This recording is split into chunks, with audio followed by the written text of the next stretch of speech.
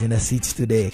Scofray Nana Yeboah is a transformational coach, and he is also the president of the International Coaching Federation Ghana chapter. On personal growth and development Mondays, we're talking managing work-life balance, and we're taking it from the coaching perspectives. Tips for maintaining a healthy balance between work and personal life to prevent burnout and enhance well-being. Don't take your work home and don't bring home to work. I think that's all we're going to discuss today on personal growth and development Mondays. Good morning, my brother. Papa Jerry. Is it too long? Yeah. Is it too long, my brother? I'm glad we are doing this, and thank you for the opportunity. We've been having conversations like this for how many years? More than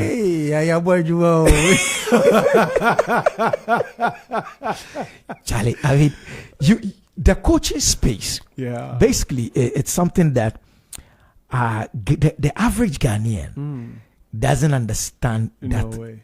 What is this coaching we keep talking about? What's coaching? Yeah, I will say a very good morning to your cherished listeners, and I want to give Zed Multimedia the thumbs up for the way you've crafted your morning. You know, it dovetails even to the subject matter we are discussing this morning, work-life balance, because what you listen to prepares your morning even when you go to work. I have not thought of that. So it's very profound how your morning shows are crafted and designed, especially on the Monday that begins the week, how people are stimulated. So good morning also to all ICF Ghana chapter coaches. This week marks International Coaching Week. So we are all here and there pushing it to make sure there is some quiet bars and fars about coaching. So I would just, in the philosophy sense of coaching, say, if you take it from the true word, coach comes from a Hungarian word like coach, where people are put into a device transported from one location to the other. Okay, like a bus, like a coach, exactly, a bus. Like just basically that. So coaching is an engagement, a partnership between the trained coach and the client, and says, this is where we met. So this time we are meeting, and to a destination you want to get to. I will stand there to support you. And the support the coach wants to offer in the contract is that, Jerry, every word you will say, you give me the right, we call it agency. You give me the space in your life to question you on words you say. Your thought patterns, I need to question you on that. Decisions you are making, I need to question you on that. If you craft and carve a value for you, I need to question you. A step you are taking, I need to question you. Because the power of question stimulates your sense of awareness.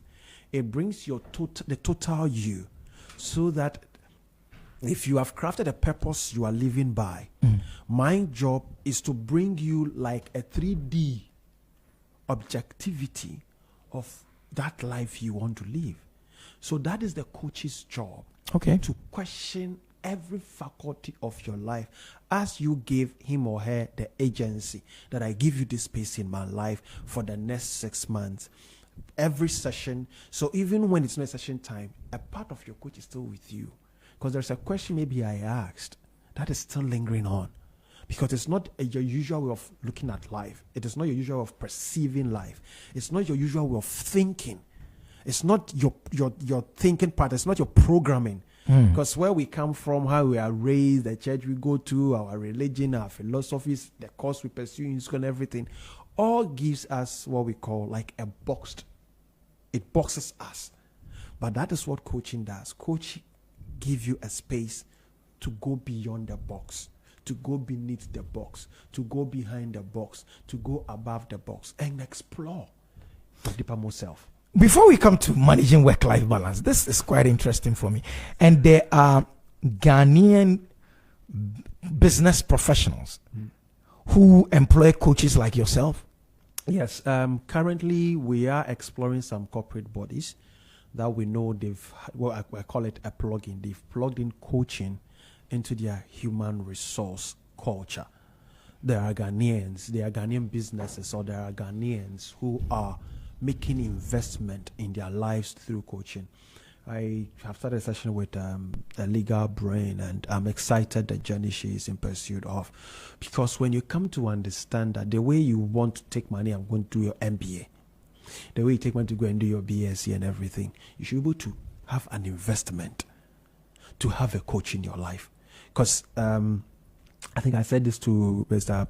Prince Kofi Amoaben at a place we spoke about coaching. I said, the businessman you want to go into partnership with in the UK, in Finland, in the US, in Singapore, they understand coaching. So when you meet them, the reason why the negotiations always go in their favor, it is because they even take that meeting to coaching session. I'm meeting a partner from Ghana called Jerry Hom, and this is what we want to explore.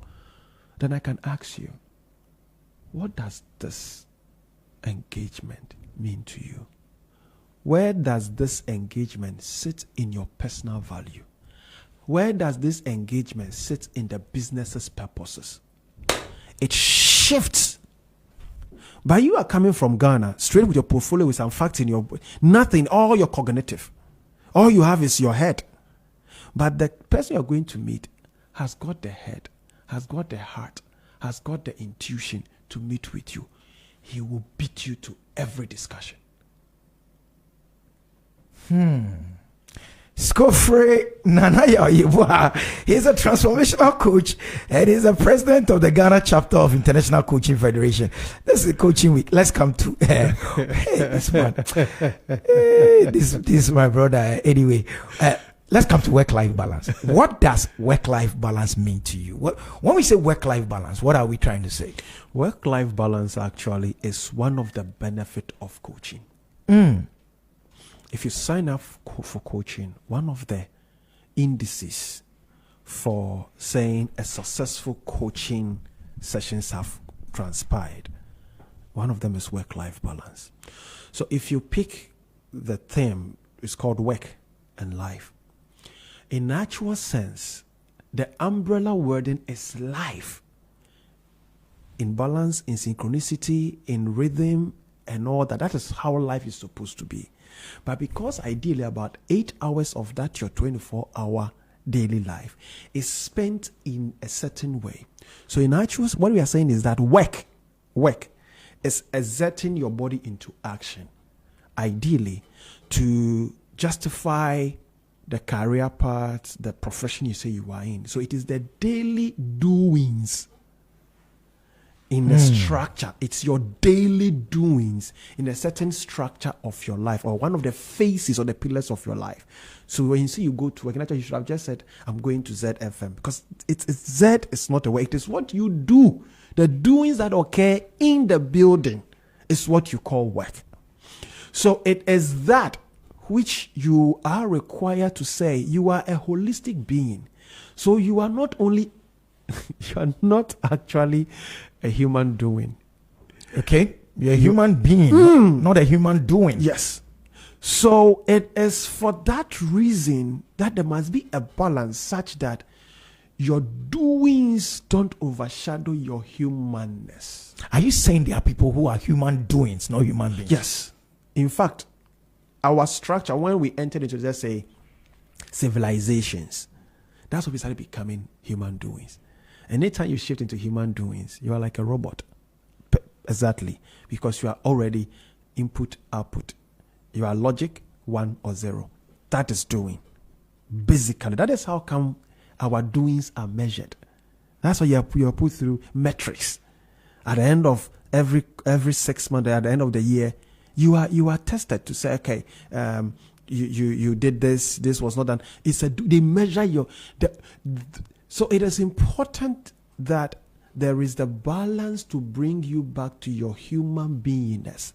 That is why we say work-life balance. Because you see the theme you introduced. Why is there burnout? Why is there stress?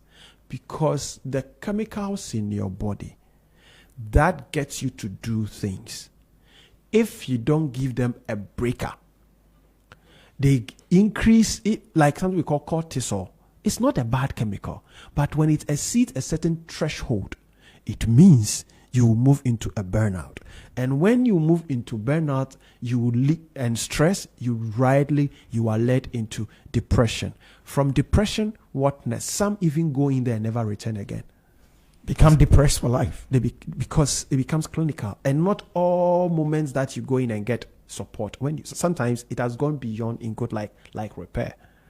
So work-life balance is basically putting in certain interventions to aid you to live your life as a human being, not a human doing. And one of these interventions is coaching. And one of the most profoundest of all the interventions is coaching. Wow. What are some common signs of an imbalance between work and personal life? So, for instance, if you want to know that you don't have a balanced life, first check and sense, are you always anxious? That's a good question. Are you always anxious? This is a coaching question. Like a Sunday evening. You start your Monday, actually Sunday morning. Are you always anxious? That's a coaching question. Yes. Are you always anxious Sunday morning? But you see, this human being, you can't fool it. You can't. Because of how we use the doings, the input, output to measure, when the person is not meeting up a certain standard, the person moves into what we call anticipation. That is anxiety. What is next? That if I don't meet this target, what is next if we don't meet this figure and all that? So, are you anxious? When you go deep into your human body, there are two aspects of your autonomic nervous system, which we call the sympathetic and the parasympathetic. In the sympathetic is what we call fight and flight. So it's your survival body chemistry. But it loves the doing. So the more you do things, more or less it's like it gets blocked or it gets saturated, then it goes into a loop. So you become anxious. You are already anxious even before Monday comes. Some don't like the fact that Friday is wrapping up. Wow. The moment Friday is wrapping up, they've already started anticipating next Monday. Thank you. 2, Wow. What is your emotional threshold? 2 things. Have you withdrawn and isolated from people whom even you care about? Or have you become so rampant that you're always throwing tantrums? Wow. I usually get angry. Because the issue is not the anger. The issue is your cortisol have risen. You are in a survival state. In survival state, you want to make sure you exist. Fight or flight. Yes. You just, that is the space you are in daily. Our fridges. If you observe your fridge works, you hear, then you hear, yes. Then it goes quiet. Then the whole house becomes very quiet. Then you realize how noisy the fridge and the freezer were. Okay. Then later it comes back.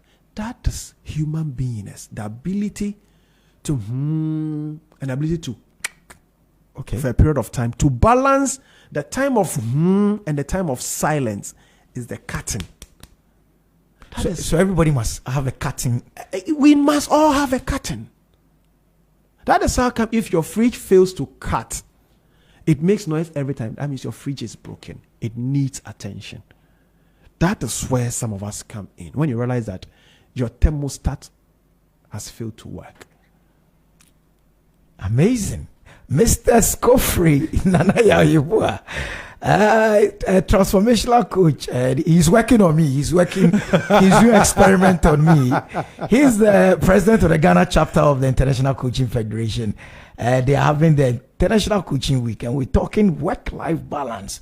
What are the potential consequences of neglecting work-life balance, both personally and professionally? Whatever that happens to you personally automatically influences your profession. Okay. Because it is you, the individual, that manifests in your profession. So you said something like, don't take work home. Don't take home to work. Mm-hmm. That statement is on the surface legitimate, but in practice, your body learns and unlearn. So the consequences of not having a work-life balance, number one, is you become isolated. And that is when loneliness, you say loneliness. Not that you are alone, that is a challenge. It is when you feel lonely. These two words are not the same. Two, you notice that you used to be bubbly, but you have caved in a bit. Or the person used to be the quiet time, but has started becoming aggressive. These are all signs to project. And when you move away from, because even our survival, the fight and flight state, there are thresholds. Because it's for our good that we have that. It's for our good. It is that where you do things from the energy and everything, and your dopamine that stimulates you to want to go far and everything. But the moment it goes what we call overdrive, then it becomes like a cycle for you. Mostly if I'm your coach and I see that pattern, I'll quickly request for therapy for you. I'll quickly request for therapy for you. Because if that intervention is also not put in place, it can go in cycles and you start taking in excessive alcohol. You start having sex haphazardly. You start smoking more than 2 sticks. You start fighting your closest friends or your spouses or your partners. You realize that you stop being. You become like a robot that is more functioning. So and if all this happens, what happens to your job? You don't function right. Recently, I was talking to an HR practitioner and I asked, can you just do a cursory insight into anytime you meet your target, the 3 months after meeting the target, how many people book sick? How many people take small leaves? Then what happens into the 6 months where you begin to have productivity challenges? It is because we do things to meet the target and leave behind the being. Because we are only measured in doings. We are not measured by our being. So it is important to know that the absence of a regulated work-life balance is low performance, low productivity. Even the environment in the space you work in, interestingly, becomes toxic because that is what everybody is emitting. You realize that when staff sit, the first thing they begin to is to murmur. They begin to complain. They are burdened. Ali Kem Tamaklu, I think he's the CEO of this hospital in Jowli. Why has it escaped me? Nyaho. Mm-hmm. I read an article from him this week talking about how 2 of the coaches aided him to come through stress. And not only stress. In fact, the stress has started giving him bodily pain. Bodily pain? We call it psychogenic pain. So in one of the trainings I offer to C-suite directors, it's called neuro-emotional intelligence. What we are saying is that your emotions, when you neglect it for a certain period of time, can clog like the way blood clots in a part of your body, and it will give you pains. So that is the end it wants you to give you attention. And because if you don't do it, like in his story, he said he had 2 coaches. So you don't have, if not that he had a coach, it couldn't have been traced because the pain on the surface is the pain, but beneath the pain is the actual message that you are too stressful. Behind that stress, what is really going on? So there are so many that I think anytime I do this training for managers and directors, they go like, hell, how come we didn't know this? Because you are a being, you are not a doing. So the consequences of the absence of work-life balance is huge than we can imagine. You could be having friends, but anytime you are alone in your corner, you now feel lonely. You see the word I use. Anytime you are alone in your corner, you feel lonely. Because the stress that burns out of the absence of work-life balance makes you want to isolate. You have another capability called we call it a neuroception from the polyvagal theory. You are hardwired to feel connectedness and relatedness. But when you have lack of work-life balance, you reduce your relatedness, you reduce your connectedness, and your body that needs that to even nourish begins to agitate. That is how come anybody going through the absence of work-life balance is a very unhappy person. It doesn't matter the smiles they put at work. They are very unhappy people. It's 9:30. The dial is 101.9 FM, and that's Scofray. We're talking work-life balance. He's a transformational coach. Someone listening to us is saying, okay, these guys are making some sense. I want to assess whether my current work-life balance is correct and identify some areas for improvement. What does that person have to do? I mean, on their own today, listening to us, what does the person have to start doing to assess, put their current work-life balance under the radar and to see, Charlie, am I correct? What does the person have to do? What is the quality of your relationship? Mm. And in the relationship, I'm making reference to two. What is the quality of the relationship between you and the people who matter to you? If you're married, your kids, your spouse, your mom, your dad, maybe your sibling, what's the quality of relationship we have with them? Then, maybe even at the office. You see, one of the things we do in offices, there is so much pretense, fakery, too much characterization. You know, we put on another marks, one marks emerges. And because it is not our truest self, our body don't like fakery. Your body does not, because your body knows you more than you think you know yourself. So the quality of relationship. There is something in your body we call love and safety. It's deeply embedded in your body. When Friday is wrapping up, what thrills you? If you have nothing thrilling you, you're in trouble. You're in trouble. Okay. When you are at work and you easily lose motivation, you are only working to meet deadlines and hit target, but you are not driven. This is one of the signs. You are not used to getting angry on the average, but the little things have started triggering you. We call it that's the right word, triggering you. Begin to observe. Especially for the women. One of the ways to check work-life balance, check your skin. Your skin? Yeah. What happens to your skin? Check your facial muscles. Check the growth of your hair. The quality of your hair. Your palm.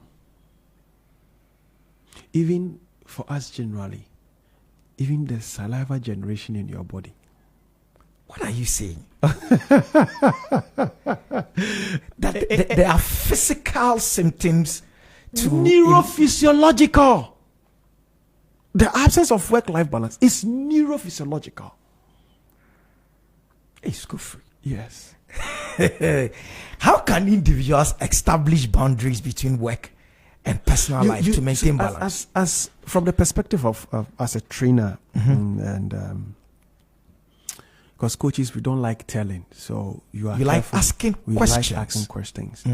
So from the perspective of a trainer, you cannot really draw boundaries. You that thing called drawing boundaries between your life and your work. You cannot do that. But like coaches, we can ask you questions so you generate consciousness and awareness. To become aware, because your work is also extended version of your life. So are you aware of how you are showing up at work? instead of going to work? Are you aware of how you were showing up at work? Do you like how you are showing up at work?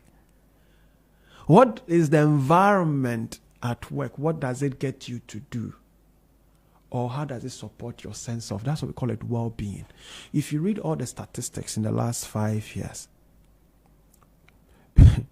you know the Gallup report about stress. We are number 4 in Africa, Ghana. I saw it coming in the last 5 years. I've been monitoring all the global report on workplace, emotions, which is my 40. I've been monitoring well-being. I've been monitoring all that, those trends. So I'm not surprised we are 4th, the most stressful nation on the continent. I'm not surprised. I've raised alerts. I've spoken about it extensively. Then also, are you able to make time for you? I call it the me time.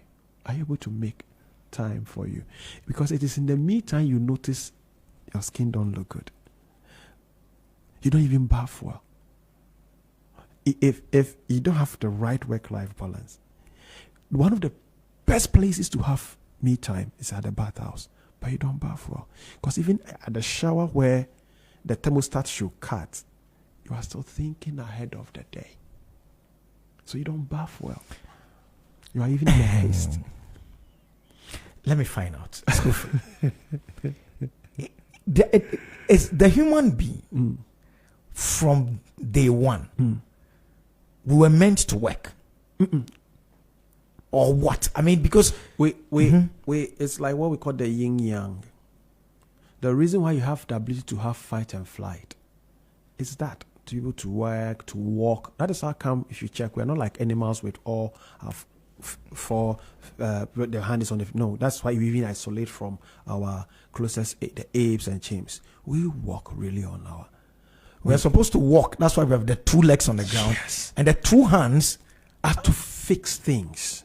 Okay. To grab also, you give and you take. But remember, you see, work is a pattern of way you do things. Because it must meet up a certain standard. We have carved all our like structure. If you're a media person, if you are a host, if you are this, you see, something goes into it. It is doings, a bit of doings. That comes to the umbrella called your profession or your career. Okay. And because we are I keep saying that the most beautiful thing God created is the human being. How come you have a thermostat? We all have thermostats.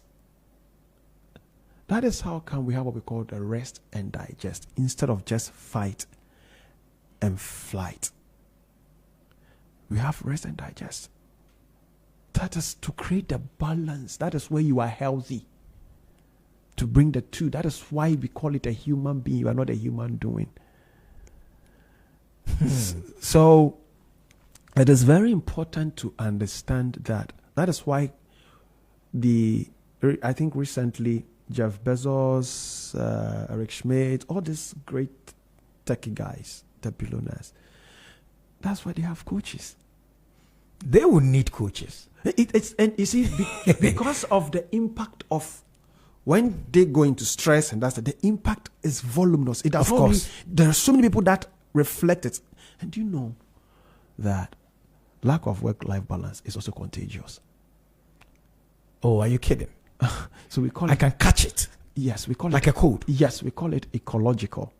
Because it's, you see, like I said, we are related beings. We are social beings. So because I am the top of the hierarchy, what I keep showing up at work as, my secretary will tap into it. Something that is not anything angry stuff. When you go to your boss's secretary, she will fire you. She dumps some on you. Even because the boss exactly is also. So it's a trickling effect like that. Then she go bore you. So then you to tell your guys that the MD secretary, they rush. Exactly. So before you realize, the whole office. The unseen culture. Time management. Are you managing time for the sake of your well-being? Or you're managing time so that you are more effective at work? It's true.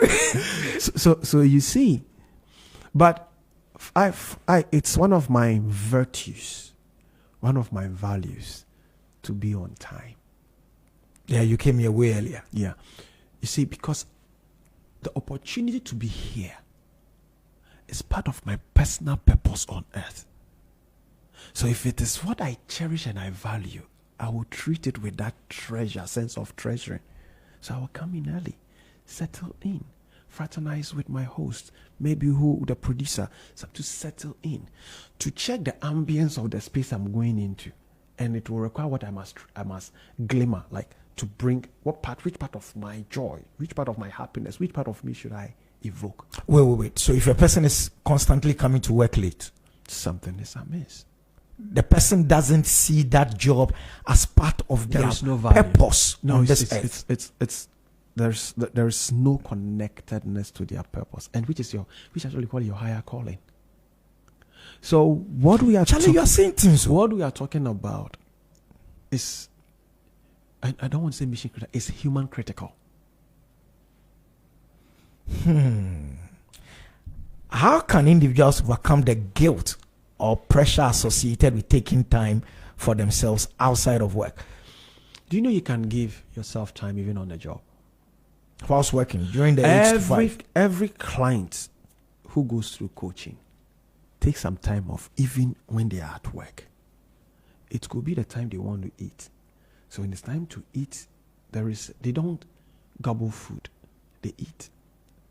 They eat it well. That could be becoming aware that you need to give yourself attention, even if it is 5 minutes, even if it is even 3 minutes. It could just be getting off your chair and do a conscious walk from here to another department, not necessarily to go and do something, but walk. If your boss sees you just walking, won't he call you and shout and say, "Hey, my friend, why are you not at your desk? You're just walking." You see, so it is all part of the frames that you put together. So for instance, if it's a staircase like this, I could just walk out of the studio, just go down, say I've gone to the washroom and come back. Just go down. If you forgot, you said hello to the front desk lady. Oh, hey, I know that I need to say hello to you. Okay. You have broken the pattern of doing. With a being by connecting to a human being. See, you can be with people in a space and you still feel lonely. So you break all those monotony. So one of the things I do with my client is like every week you must have an hour of a me time. Every day in the office and stuff. If let's say you are going for a meeting with your boss, you should be ready 5 minutes before your boss calls you. You will prep. You prepare you. It's the same time you prepare you before you go into it. So you're not, if you are to go with data, some whatever it is, you have worked on it on time, ahead of time. It is with you. And it can sit within your body such that when you are asked, they say, this guy has got the flair. Look at the things you do. Look, when you are talking about customer something, look at what you do this morning. It comes out like a flair because you have embodied it. And it sits within your purpose, your values and stuff. So it just flows. So this is why work-life balance is mission critical. Because you could be in the shower at home. And there is something that had happened maybe a week ago and it's still not solved. Maybe it's in the shower that, an eureka moment. It comes. So you can't say you are not taking. What we are saying is that don't carry the laptop to go and work at home. That is one of the boundaries. Okay. Because your connection with your spouse, your kids, your family, even your friends, it's part of the thermostat, cutting it. That is why it is important. I don't necessarily have to take a leave, like after 6 months, take a leave, 2 weeks. It's all part of the long term. You know, you plan it long term. Okay. It's all part of the long term. Like I said earlier in the interview, how do you start your morning? Whose voice do you listen to in the morning? How do you prep your day? How did you sleep? What was on your mind and on your heart before you slept the day after? What was on your mind and on your heart before you slept? So you see, these are the little interventions you put in. How can organizations support employees in achieving work-life balance policies, culture? I mean, how can I? If you look at all the research, workplace research, Gallup research has come out recently. Like we said, we are the fourth, the most stressful nation on the continent. We have had the HeartMath Institute have done research. Emotional intelligence are dropping. 6 Seconds also have done. I mean, the research, none looks good. So the question is, how many businesses follow this global research and trends so that it can develop? Because the bottom line of your human living and essence, ideally, is to have a satisfied life that support well-beingness. It does not mean, look, all these challenges that come are part of what builds our resilience. But the question that you are asking is, does it matter to the business that after we meet every target, the next 3 months, we spend so much on medical bills?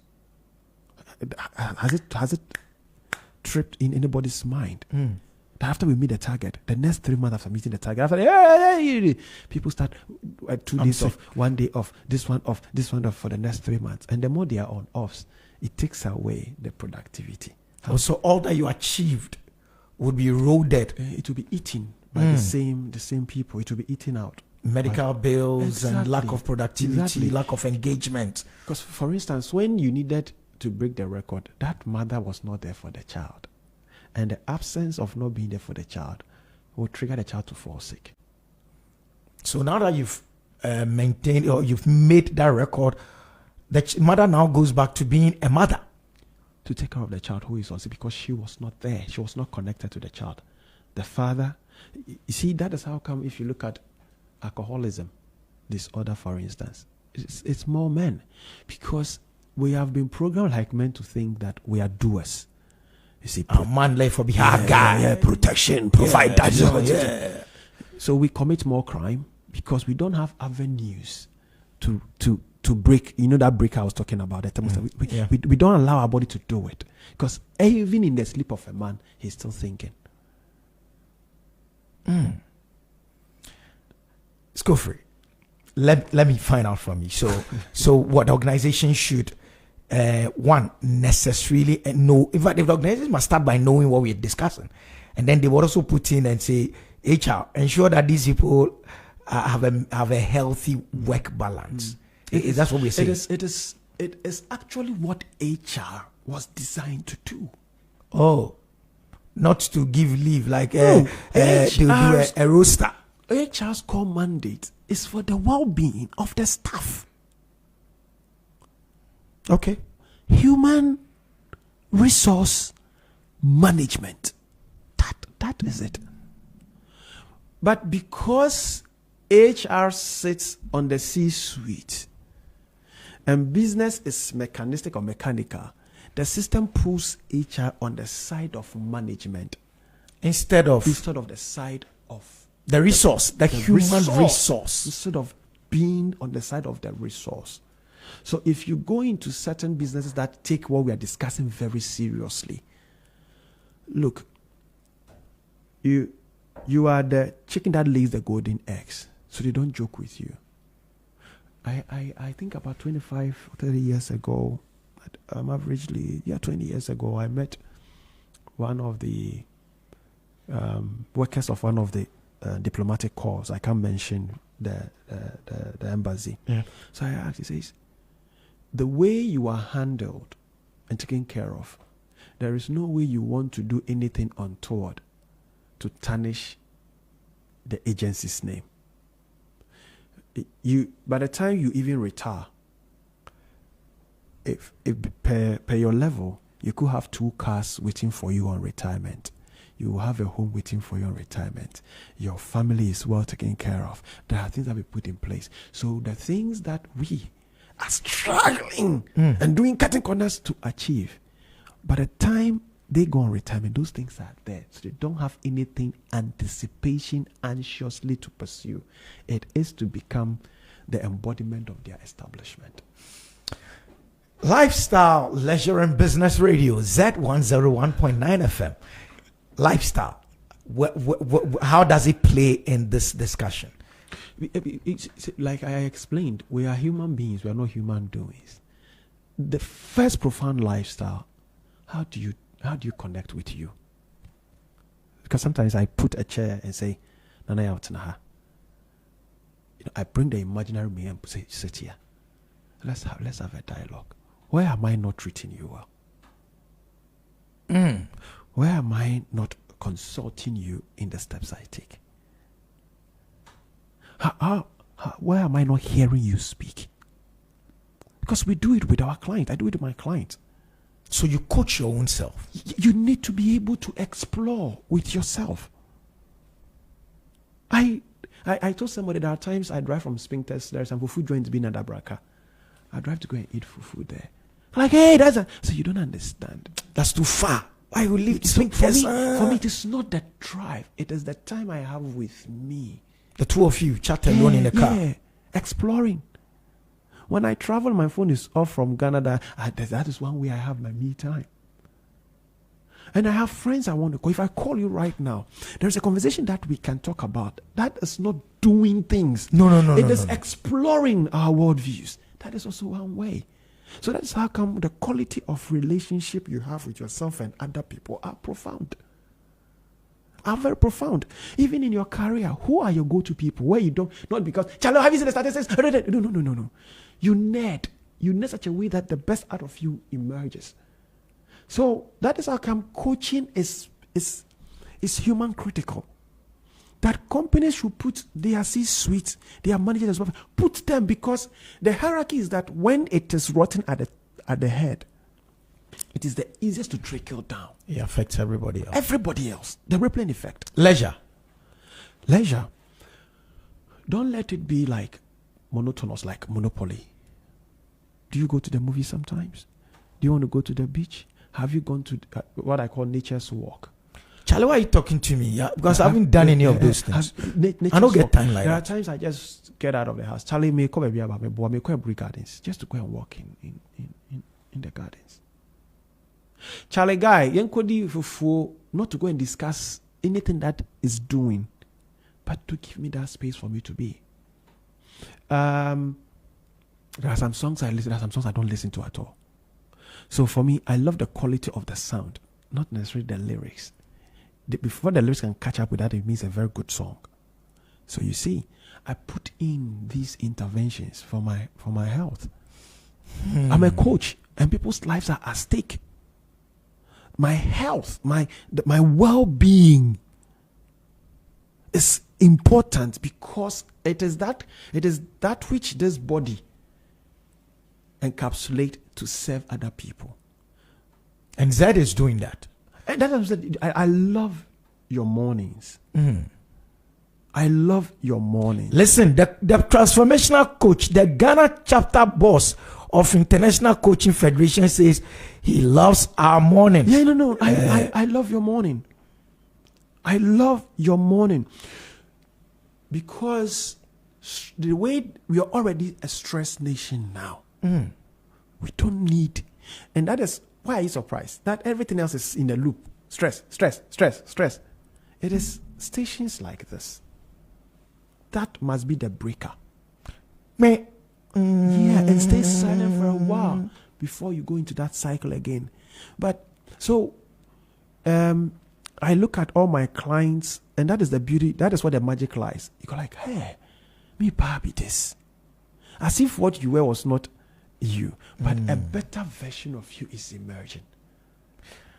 International Coaching Week. What is it about? Why do we need an International Coaching Week? We all this conversation I've had, it has risen and fallen on coaching. Okay. So globally, in May, 1 week is set aside to celebrate coaching as a way of advocating for coaching, as a way of also celebrating coaches, as a way of celebrating our clients, companies that are working with us to bring the best out of people. So this year's own starts from today to Sunday, and the theme is elevate, innovate, and celebrate. So look at strategically how these words are chosen. Innovation. Coaching produces one of the most profound way of innovation when you go through coaching. 2, it allows you to elevate your A game. And you were talking about leisure, work-life balance. Why do you think we have celebration there? You need to celebrate your little, no matter the size of it. Not the mediocre ones that you deliberately do not meet a certain measure and you say you are celebrating. So I asked somebody, a client, what are you celebrating this year for your birthday? And she was stuck because you have not achieved anything. So this week is Swami International Coaching Week. As today, the ICF Ghana chapter has got a webinar coming up at 3 p.m. Then on Wednesday, we are doing the French version of the webinar. Then Friday, thank God it's Friday. Tell us what is happening on Friday. 17th May. It's a big deal. Tell us why. It's a big deal because Ghana has become the second chapter in West Africa for the International Coaching Federation. It's a big deal. It is the time we can say an industry called coaching has been established. And so we are launching the International Coaching Federation on Friday at the EcoBank Headquarters Auditorium. The speakers, we have our bosses from Africa Europe Directorate. We have one of our guests of honor, from the headquarters. He's the global chair of ICF Global Enterprise. Dr. Dumisani is coming. Our own Professor Samuel Ni Odai is the guest speaker. I am there. There will be a panel discussion. We have the L&D manager of MTN, Eunice Ano. We have Samuel Kwajute of Stanbic Bank People and Culture portfolio. Then Emily Inwanko to discuss coaching in organizations. So if people don't know something, they don't know how to utilize it. So basically, it is the biggest thing happening on Friday in the Ghana ecosystem. Your wellness, your well-being, work-life balance, your creativity, your innovation, your drive, your performance, productivity, all this is what coaching offers you. Thank you very much, Mr. Scofray, Nana Yariboa, transformational coach, Ghana chapter president of the International Coaching Federation. You heard what he said. We're the morning you should have, right? It's a deliberate policy on our part. We ensure that your leisure, like your lifestyle, leisure, and business is sorted out. Amazing. So, thank you so much, my brother. Friday we'll be there. We'll be there. Thank you so much. Have a great time with you, and thank you so much for making coaching a big deal in this country. I'm sure posterity would have this discussion, and then in June. Maybe you should pass through Z Multimedia when we have our media review so that you also talk to us about some stuff. We are here. Yes, he's promised. So Scofray will be here. Thank you so much. All too soon. It's up. 9:55. In fact, 9:57. Took 2 minutes of the time. Like we say, pray like it only depends on God. But work like it only depends on you. Z in the morning is out. My name has been Jerry Hom. 101.9 FM.